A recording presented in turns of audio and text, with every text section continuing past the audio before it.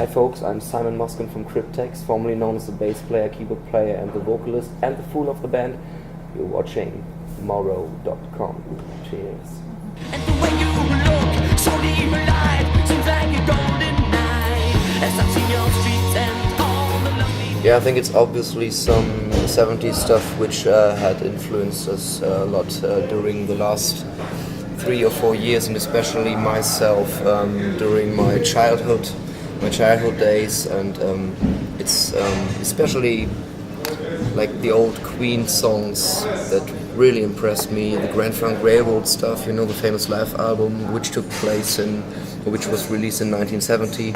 All the old good stuff like Lamp Lies Down on Broadway from Genesis, or the Mothership of Led Zeppelin, and Tommy the Who, of course. All the good old stuff my father brought to me, and let me get familiar with it. So in my school days, after school, I come home. I was 9 or 10 years old. I just listened every day to Whole Lotta Love from Led Zeppelin, and got scared in the middle section where it's gonna be a bit spooky, you know, at the song. And somehow it affected me, and I think those are the main influences. But of course, some modern stuff in rock music, like the Kings of Leon or the Raconteurs, Coldplay, or especially Mumford & Sons, a very new band from Great Britain, who released their first album back in 2009, and it was a great impact in the music business. And they brought folk music back in the line. So this is a modern band, which influenced me or my bandmates as well very much.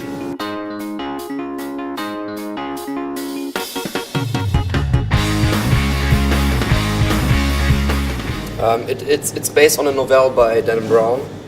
So it's the Sacrilege roman, and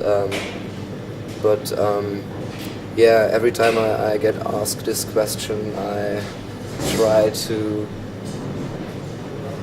not answer it honestly, but because I find it very ridiculous to say we stole it from a novel by Dan Brown and the movie in the cinema, but everybody used to put us in that relevance to the movie. So it was not just the movie or the novel by Dan Brown, which sound interesting. It's just the name itself, you know, Cryptex. It's short, and it sounds good, I think. And that's all. Band names don't have to be that much of big ideas behind it. It's just I think it sounded just good, and it's you remind it very well. I think it remains Cryptex. I think it's a good band name, folks. Maybe I'm wrong. Let me know, but for us it works.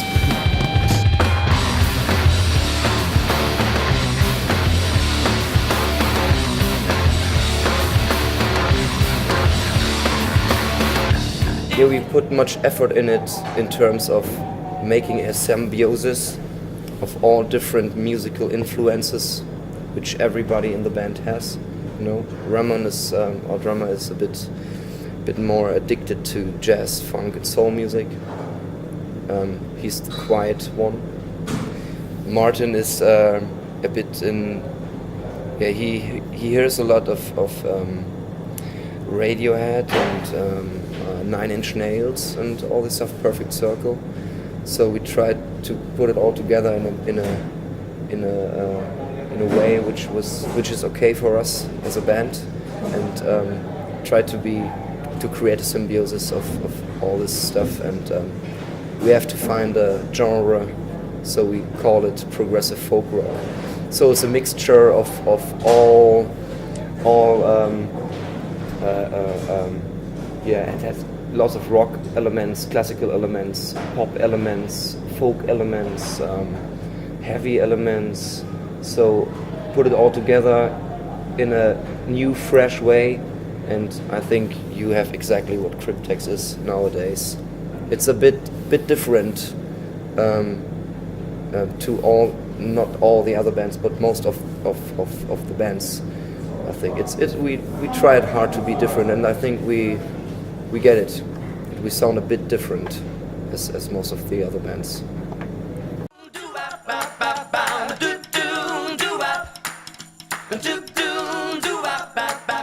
The exotic instruments. Exotic instruments are the didgeridoo, the zanzula, or the cajon.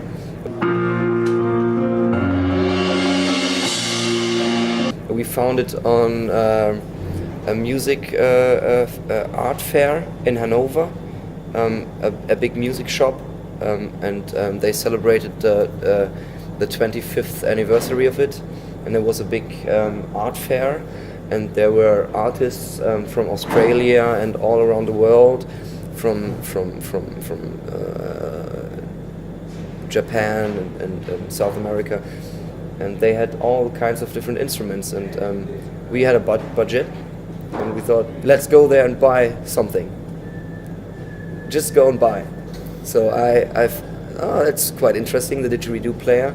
So I can't play the didgeridoo. I try it every night, but I think maybe someday I will succeed. But the guy who played it there, it was totally amazed by the sound. It was really great, so I had to buy it. And 5 meters to the next stand, there was the zanzula. So Martin said, "Oh, that's great for me. I have to buy it too." So we got out there with 2 new instruments and put it into the songs, arranged an intro and tried to combine it. And especially the zanzula, I think, works very well because it's a very silent moment on stage where just the light on Martin and everybody is silent and everybody looks just to the little kalimba zanzula thing.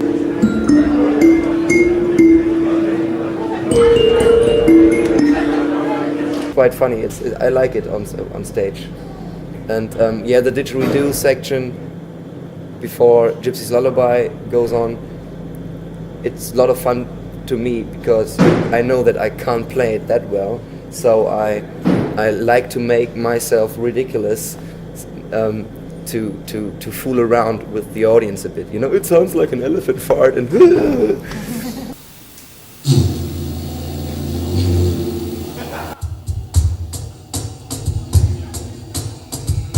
so that's the story behind the exotic instruments. We are just interested in development, artistical development.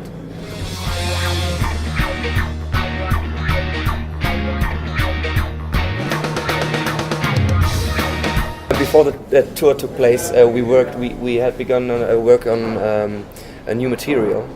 So that would be the primary thing when we come home to work on new material for the next album. And we work with our booking agency.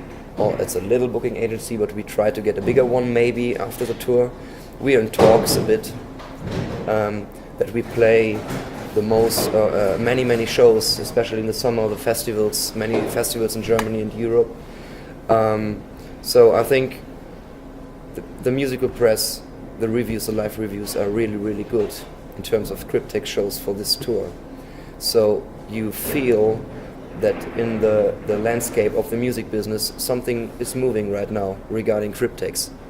We got the information from our record company and from our management that people got more interested and who's that? They're on tour with Pale Salvation. I heard they were great and great feedbacks, and all around Europe the press was good. So everybody get recognized and it's experienced by Cryptex now, I think. So maybe it will have a big impact, this tour, for us. So that many people hopefully will book us for new shows, for festivals, to offer us new opportunities, and maybe we will hit the road again for another tour, another Europe tour in fall, maybe.